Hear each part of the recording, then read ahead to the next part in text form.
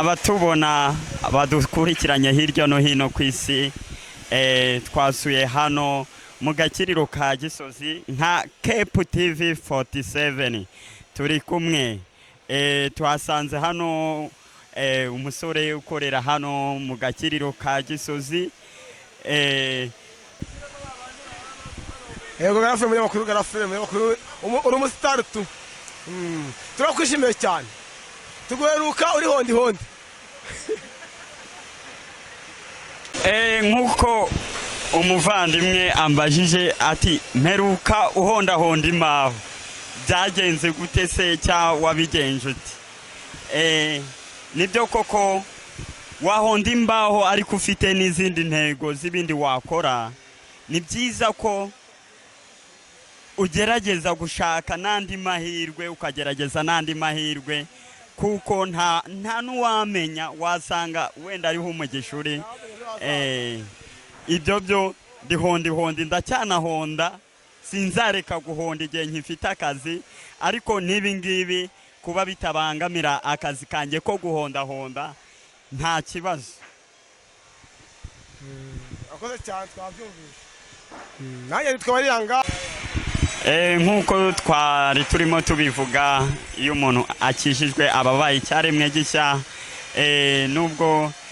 umuvandimwe mwene data yavuze ati hari ibintu nkunda bikonje yasetsaga iyo umuntu akijijwe aba akijijwe nta gusinda nta gusambana nta kubeshya nta shari nta kuroga ibyo tuba tugomba kubyirinda ndabashimiye cyane rero mwakoze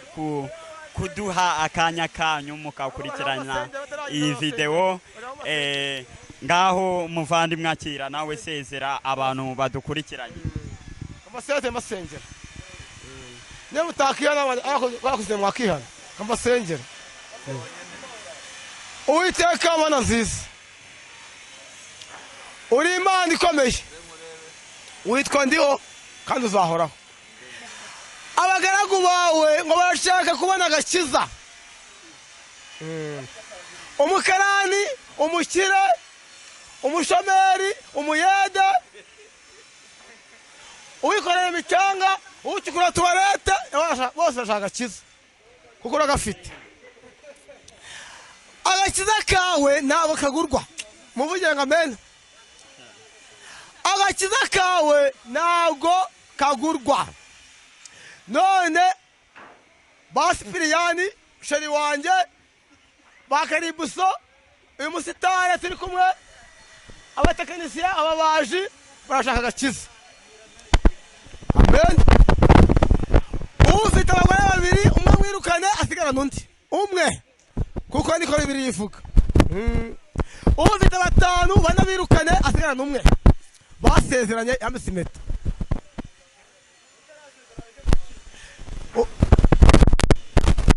narazinde wanyanze yicuze ambona kuri televiziyo nsenga bwo witeka yicuze anyifuza ikambure kubera ko mfite Kristo kubera ko Kristo ari muri nje abanyamahanga abafarisayo bakwifuza kubera ko tumeze nkabo none man aka gakinjiro gahaba marayika bakotorera amashanyarazi dukoresha nihongere gushya iyo hahiye abanzi barishima abakire mbona ibicari imbere yabo nkabona ibikona imbere yabo bihane nongeye kubona ibiceri n'ibikona imbere yabo abakobwa bakora mu kabari mbona